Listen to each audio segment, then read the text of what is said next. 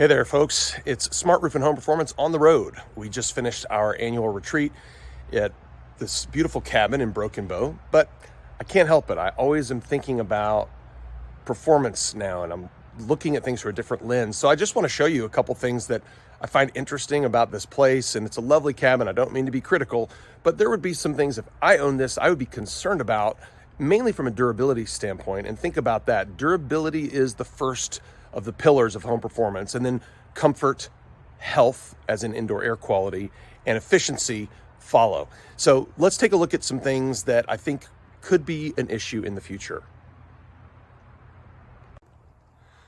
Now, starting with the roof, I like. It's a R-panel metal roof, great for durability.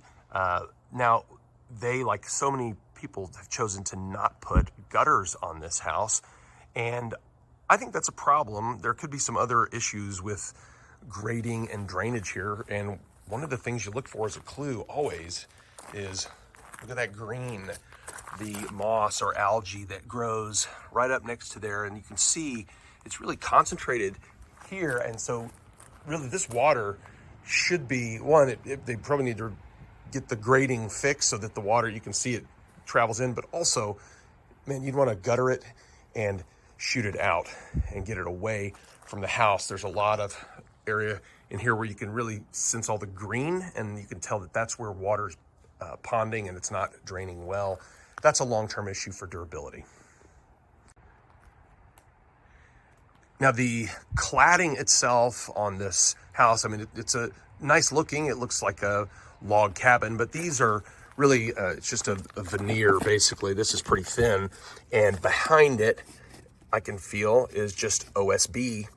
And so you have, and there's probably some kind of a vapor barrier behind there, but with just this on top of OSB, over time, water, and it looks like it's a shiplap type product here, but water is going to drive through portions of this wall assembly, and ultimately is going to get back behind there and rot that out. This is why the best practice for any type of cladding like this is to install it with a rain screen. I'm making other videos to show how that's actually done, but it's essentially, you're trying to create, you want to have a water and air barrier and then an air gap, and then you're cladding, and you create a gap with just little furring strips, and there's some other details that you add to it. But essentially, if water gets behind it, you want to make sure that it can drain out or dry. It's not going to do that here, and that could create some issues long term. Here's one thing I like, though. This, for heat, is a heat pump. Now, how do you know that? It can be hard to tell at first. You've got to have the right reversing valve inside, but one of the giveaways, it's not running right now, but when it was running earlier to heat the house, you're like, I thought that just runs when we are air conditioning. Well, that's how a heat pump works. It's a reverse of the air conditioner. It is taking the heat, believe it or not, from the outside cold air.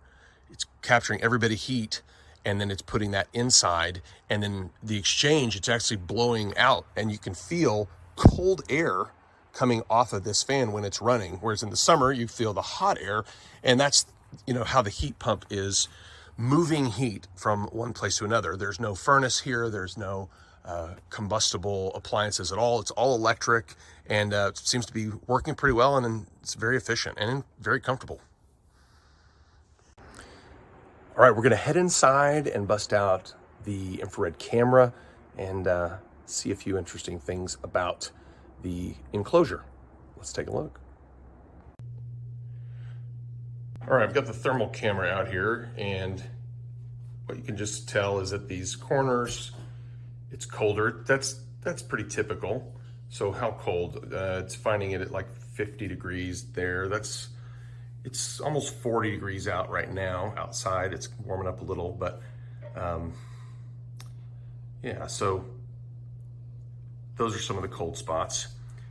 Earlier, before it started warming up, I was looking at the door here, and you can see even now it's 44 degrees, so probably better weather stripping there would help. And then some of these corners at the sill plate down there, and as you get up at these top plates and you're trying to see where it's cold, some of that's stuff you really can't fix now. That's more stuff you have to do in construction, and it's where you put your insulation and where you put your air barrier. So it's kind of is what it is. It just makes the house have to fight a little bit against that to keep it warm. But let's go look at the windows. That's something interesting to see. All right, so we got water right there on the window. Not a ton, but you can tell that, if there were too much of this, it easily could get over onto this wood, and over time, that's a real problem in terms of durability. What's happening is water is just condensing on that surface. Now, why is that happening? Well, got my little humidity meter here showing that we've got pretty high humidity in here right now, like 59, almost 60% relative humidity and 60 degrees. So what that means, when you put that in a little calculator, and I did it a minute ago when it was 59 and 59, it gives you the dew point, which changes with the temperature and the relative humidity. So the dew point is the temperature where a surface will condense water. So the dew point was 45. And so that means, let's see what this temperature is on this piece. So if I get the thermal camera here, it's giving me the temperature sideways, but it's finding, you can see that 42 degrees, which is the air kind of coming below it. And then if I put it right on the middle, right now it's saying, looks like 46 degrees, 45, but it was colder, a little colder earlier, and the dew point was different, meaning that's all that has to happen for water to condense on that surface, and it'll do that probably all winter long. And in time, you can already see it's kind of, you can see the line. I mean, the water it looks like it's come out pretty far here. And so the only way to solve that is really with a better, that's why you get the better window.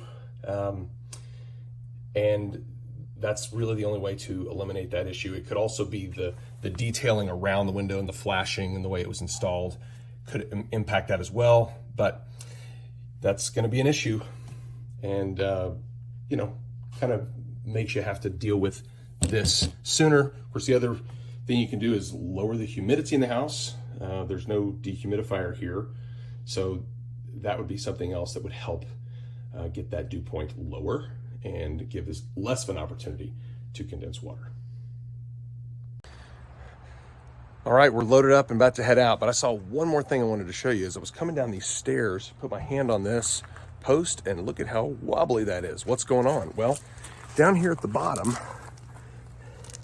you can see it is just wicking water. It's rotting this post out, and that's happening for probably two reasons. One, there's just a lot of water that sits here. You can tell by all this green around it.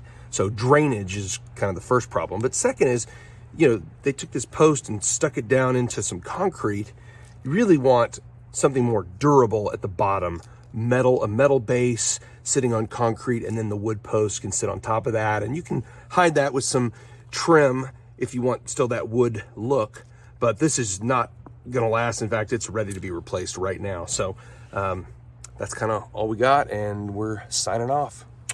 See you next time.